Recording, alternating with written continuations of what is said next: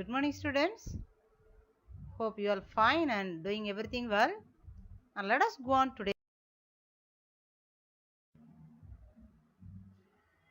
So we are discussing about the chapter 4. Chapter is organ and organ system in animals. And let us see today's. So in the previous sessions we discussed about this one of this vertebrate, that is frog, and regarding general features of frog and the classification of frog as well as the morphology of the frog we have discussed in the previous class. In today's session we are supposed to discuss about this anatomy of this frog, and of course the anatomy means we have to learn this internal structure of these organisms, right? So as per that, today we are going to learn regarding this digestive system, respiratory system as well as this blood vascular system of frog. Let us go on to the first system, it is digestive system. So the digestive system of frog is so simple and as like other animals. So this digestive system also commences from the mouth and it ends with cloaca, right? And let us see what are the organs are involved in the digestive process of this frog. Fine. And the first region is mouth. Of course, this digestive system commences from this mouth. Okay, the mouth can widely open, right? And the mouth is leading as a buccal cavity, right? The mouth is leading as the buccal cavity, and the buccal cavity consists of, inside it consists of muscular sticky tongue. So this frog consists of one muscular tongue and it is long and sticky in nature, right? So at the end of this tongue it is it is divided and it will be like a fork shape, right? And why this tongue is sticky? Because when this frog is seeing any insects, okay, it will protrude this its tongue outside and it will capture the prey and withdraw this tongue immediately into the mouth, right? So this is the way it is to capture this prey, right? Okay. And regarding the teeth, so the mouth consists of two jaws, upper jaw as well as the lower jaw, right? So the upper jaw alone consists of the teeth, right? So those teeth are known as maxillary teeth. It is present only on the upper jaw. There is no teeth in the lower jaw, right? Okay. And another one group of teeth is there. It is one of the specialized teeth. It is present in the frog. That is known as omarine teeth, right? This omarine teeth is a group of teeth. It is present in both the sides, either side of this nostril, right? So this is this specialized teeth of this frog, omarine teeth, right? Okay. Then this buccal cavity is leading into this next region known as pharynx, right? So what do you mean pharynx? Is the common passage for respiratory as well as the digestive system. Is it clear? Okay.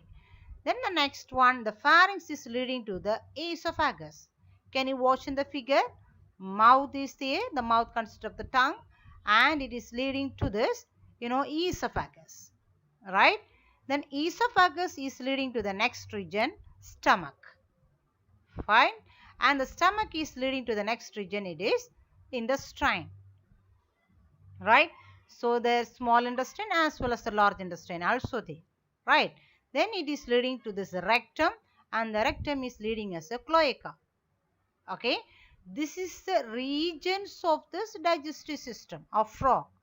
Okay. So it commences from the mouth and it is leading as a buccal cavity. Inside the buccal cavity it consists of this muscular tongue as well as the teeth, especially maxillary teeth and the omarine teeth. Then it leads as a pharynx. Pharynx is leading to esophagus. Then it is leading to stomach and it is leading to intestine, and intestine leads to this rectum and rectum opens as a cloaca. Is it clear?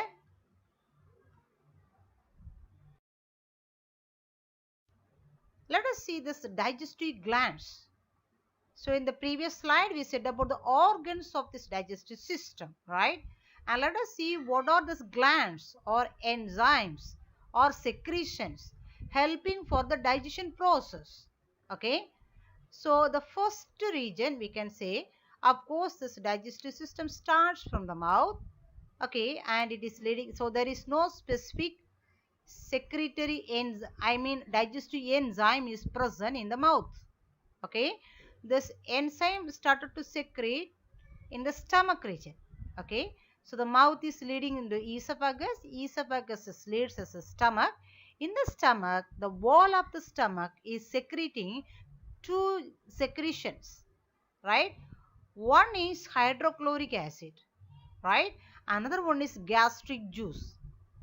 So this hydrochloric acid as well as the gastric juice is digesting the food which is coming from the mouth.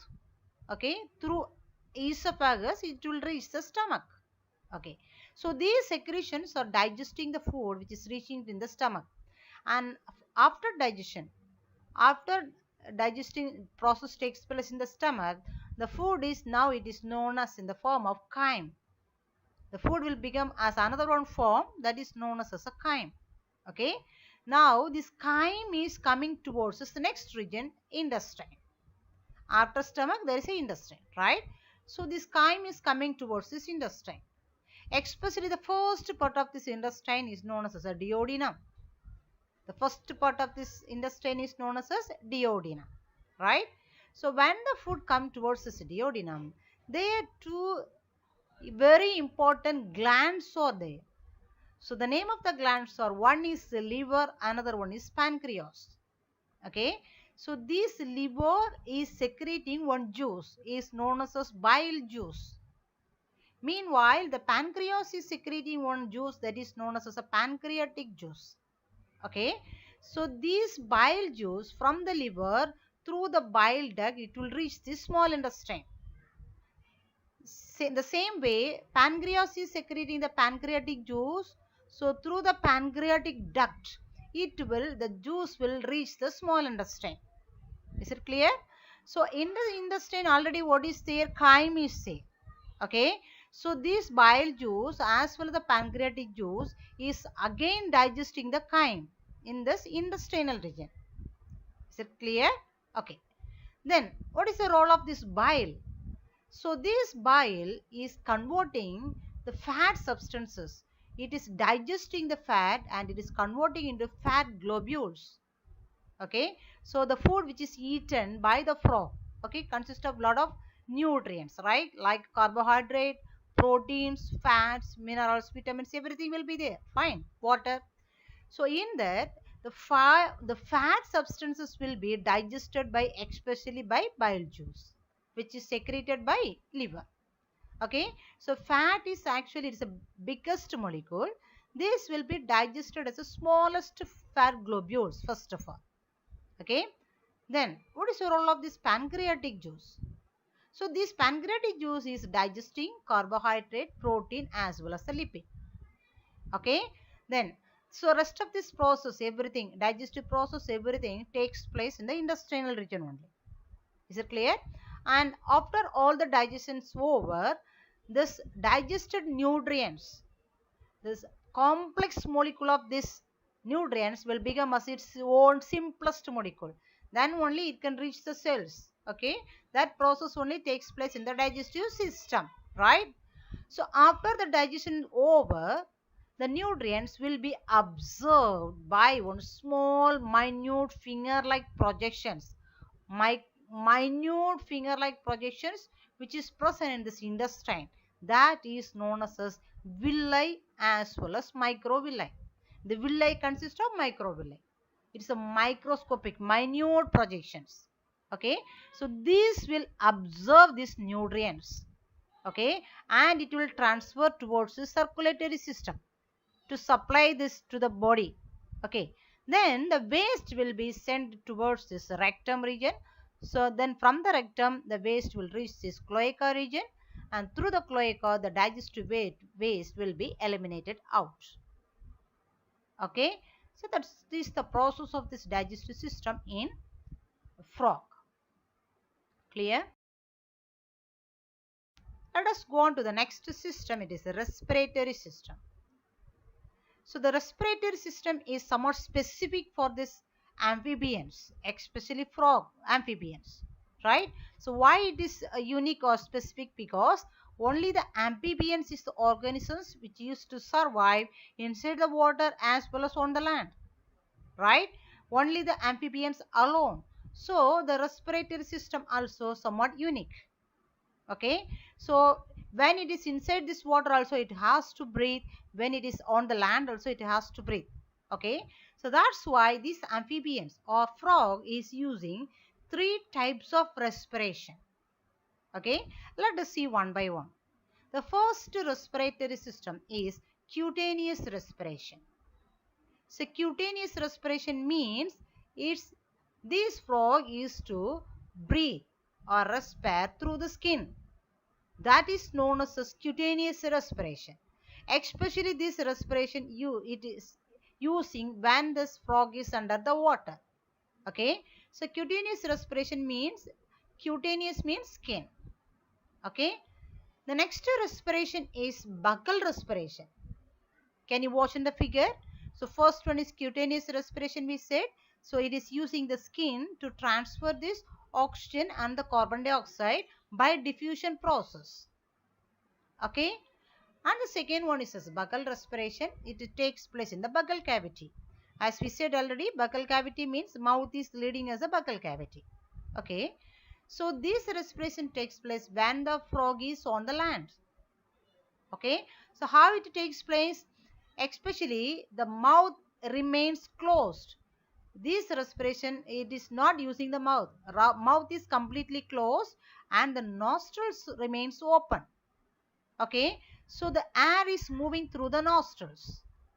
Okay, so when the air move inside, the floor of this buccal cavity, rise and lower, up and down. It is alternatively takes place. Once it rise, then it lower. So this process takes place alternatively. So through this process, it is exchanging or receiving the oxygen and the carbon dioxide. Okay, so that is regarding this buccal respiration. And the third method is a pulmonary respiration. Of course, pulmonary respiration also takes place when the frog is on the land. So here it is using the lungs. Okay, so how it is receiving this air to the lungs? Of course, through the nostrils. From the nostrils, the air will reach the buccal cavity. From the buccal cavity, the air will come to the pharynx region. From the pharynx, this air will go towards these lungs. Okay, so there this oxygen and the carbon dioxide exchange takes place in the lungs. So that respiration we can say as pulmonary respiration. Okay, so specifically what are the organs this frog is using for respiration? One is skin, second one is buccal cavity, and the third one is lungs. So when it is using the skin, we can say as a cutaneous respiration. When it is using the buccal cavity, we can say it's a buccal respiration. When it is using this lungs, we can say as a pulmonary respiration. Okay, then the next point is given as aestivation as well as hibernation. These two terms actually, aestivation means summer sleep. Hibernation means winter sleep. So what do you mean hibernation and aestivation, or winter sleep or summer sleep? So during summer the temperature will be too hot. Okay, so by the time the organisms mostly it used to take rest, it will not be much active, right? If it is active, of course it may need a lot of oxygen. So during this time this will be somewhat under rest, aestivation time, during summer time. So during this time also it is using only the skin for its respiratory process, and the same process which takes place during this hibernation also. Hibernation means winter sleep. What do you mean winter? During winter this temperature will be too low. So during winter also it will be somewhat inactive. So it will use its skin for its respiratory process. Understood? So that is the respiratory system of frog. Let us see the next system. It is circulatory system, right? So the circulatory system also so simple. Here it's like our circulatory system. So our circulatory system consists of the major organ is the heart, and we have blood vessels. There are two types of blood vessels. One is artery, another one is vein, right? And the blood is circulating throughout the body. So this is the three regions are involving mainly in the circulatory system. Fine. And let us see what are these organs are involved in this circulatory process of frog. Okay. And the first one is this, the membrane name is pericardium. So the frog heart also covered with the membrane that is known as pericardium membrane. Fine. And the next point is regarding the chambers. So our heart also we have four chambers. Of course everyone knows. Upper side two auricle and lower side two ventricle. Right? And almost like the same here also, there is three chambers are present. Here anterior side two auricle is present, but in the posterior side only one ventricle alone there. Okay, and the auricle is thin auricle and the ventricle is thick. Fine. Okay. And here one specific nature is there for this frog heart, that is known as sinus venosus, that is not present for this human heart. Okay. So can you watch in the figure? There is upper side two auricle is present, that is mentioned as right auricle as well as left auricle. Lower side one ventricle is present, that is mentioned as ventricle. And in the dorsal side one large pouch like structure is there, right? One triangular shaped large pouch, that is known as actually one of the chamber, that is known as sinus venosus. Is it clear? Okay. And this is present in the dorsal side. Meanwhile in the ventral side, back side, okay, the back side it consists of one long cylindrical tubule. Dorsal venosus, sinus venosus is a triangular shape, but ventral side one cylindrical tubule is there, that is truncus arteriosus. The terms may be new for you, but if you repeat you can capture the point. Okay. So ventral side tubule is known as truncus arteriosus. Okay. First of all you listen these organs, then when we say about this process we can come to know about this purpose of each tubules. Fine. Okay. Then so this truncus venosus is very important because this only going to branch now. Okay. So this truncus venosus arising from the ventricle. Okay. A ventricle means the lowest chamber. Fine. Okay. When it is arising, it is when it comes away from the heart, it is dividing into two branches. First of all, it is dividing into two branches. The name of the branches are right aortic trunk as well as left aortic trunk. So the branch name is aortic trunk. Is it okay? Fine. Then each aortic trunk, right aortic trunk as well as left aortic trunk, each one is further divided. Right? How it is further divided? It is further divided as three branches again. Okay. So the name of the branches are carotid trunk, systemic trunk as well as pulmocutaneous trunk. Carotid, systemic, pulmocutaneous. Okay. So what is the role of these trunks? So mainly it is supplying the blood throughout the body. So for each region one trunk is supplying. As per that they have divided the names. That's all. Fine. So what do you mean?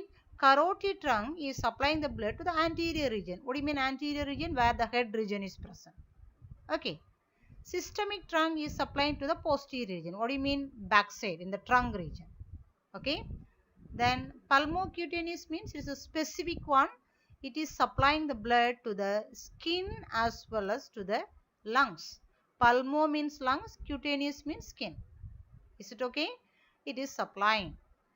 In the systemic trunk, I mentioned one word that is like dorsal aorta. Don't confuse. This dorsal aorta is nothing else. The systemic trunk is arising from this right as well as from the left aortic trunk, right? Actually, it is present in the anterior side of this heart because it is present in the upper side of the heart, right? So, When it is coming in the lower side, both right side and the left side systemic trunk join together and it will become as a dorsal aorta. Okay, this dorsal aorta only going to supply this blood to the posterior side. Is it okay? Sinus venous systemic trunk only, but will become in the form of dorsal aorta. That's all. Okay, have you got the point? Now let us see how the circulation takes place. Fine. Circulation. The word even circulation means it is circulating the blood throughout the body, right? What do you mean? From the body, the blood will go to the heart. From the heart, again the blood will be going towards this body, every part of this body. That process only we are seeing as a circulation. Who is circulating? Blood is circulating. Is it okay? Now, let us see how the blood circulates. First of all, we can say from all parts of this body, from anterior side as well as from the posterior side, deoxygenated blood. What do you mean deoxygenated blood? The blood which consists of carbon dioxide. We can say as deoxygenated blood. So this blood is collected together and it is passing towards the heart. So some blood vessel is helping for this process, right? So that blood vessels are actually pre-caval vein as well as post-caval vein. Okay, so veins are collecting the deoxygenated blood. So the veins which is collecting this deoxygenated blood from the anterior side is known as precaval veins. So precaval veins are two. Okay, two precaval veins are there. Then the veins which is collecting the deoxygenated blood from the posterior region of the body we can say as postcaval vein. That is only one. Okay, so these three veins are bringing this deoxygenated blood to the heart. Okay, especially to which region we can see, especially to the region, one specific region we said now. What is that? Sinus venosus, one triangular shaped chamber we said. Do you remember? That is sinus venosus. Okay, then from the sinus venosus the blood is moving towards right auricle. Okay, already two auricle we said, right auricle as well as left auricle. Okay, fine. So now the deoxygenated blood is moving towards this right auricle. Okay, then when this auricle contracts, the blood will come from this auricle to the ventricle. Okay, then from the ventricle, as we said already, one cylindrical shaped tubule arise just now we said, right? What is the name of that? Truncus arteriosus. That we said that is one of the very important one because it is going to branch and going to supply the blood we said now.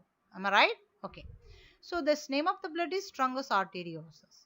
So the truncus arteriosus only, again we as we said it is branching as a right as well as left aortic trunk. Okay, so the blood also passing through these blood vessels. Okay, then this aortic trunk again it is further divided as carotid trunk, systemic trunk as well as pulmocutaneous trunk.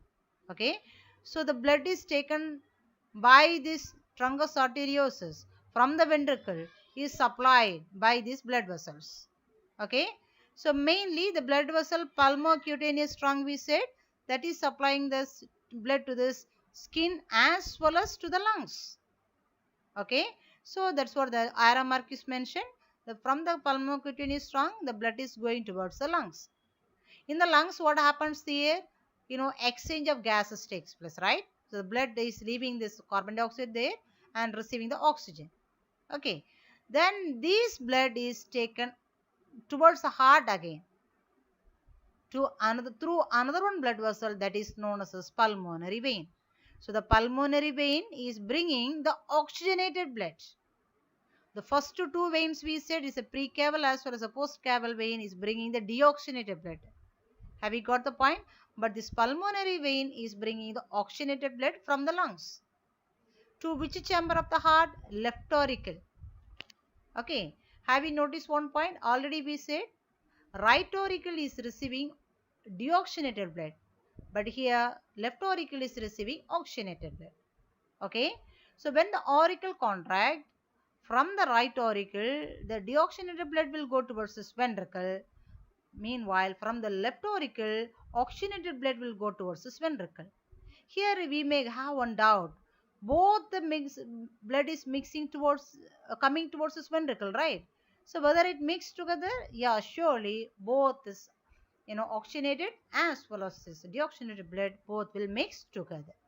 Okay, but here this do not happens in the human blood, because in human heart we have two ventricles, right ventricle as well as left ventricle. So oxygenated blood will go towards this, you know left ventricle.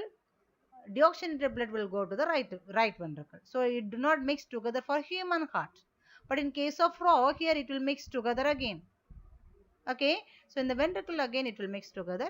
Then the same process begins once again. What will happen again? Of course, the truncus arteriosus is collecting this same blood. It is supplying everywhere. Okay, and the blood which is going towards the lungs will bring the oxygen again. Again it will come towards the heart. Is it okay? So this is the circulation process which takes place in this, heart of frog. Fine. The next one is regarding the blood cells. So the blood of frog consists of two substances. One is plasma, another one is blood cells. So the plasma occurs 60% and the blood cells 40% is there. So as like the human, this here amphibians also, there is three types of blood vessels are there. That is red blood cells, white blood cells as well as platelets. So the red blood cells are oval shape and it is nucleated cell, and it is red pigment is there. Okay, then white blood cells are circular shape and also nucleated cells. Then the third cell is a platelets. Okay, and this, the figure which is mentioned there is this RBC, WBC cells are there, and in detail we will learn in this, forthcoming chapters. Fine. Hope we can, conclude the class here, and let us go on the assignments regarding today's. So here I have given only the 3 questions as a 5-mark questions. The first question is regarding this, explain the digestive system of frog. So that also you have to give with a diagram. The second question listed the respiratory organs of frog. So there is 3 types of respiration takes place: cutaneous respiration, buccal respiration as well as a pulmonary respiration. Fine. Third question, explain the structure of frog heart with a diagram. Okay.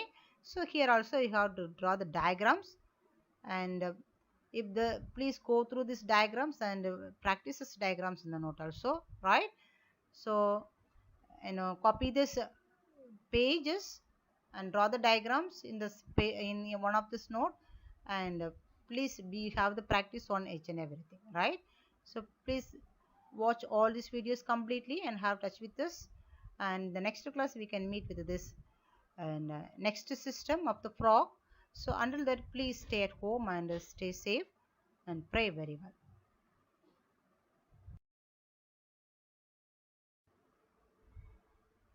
Thank you.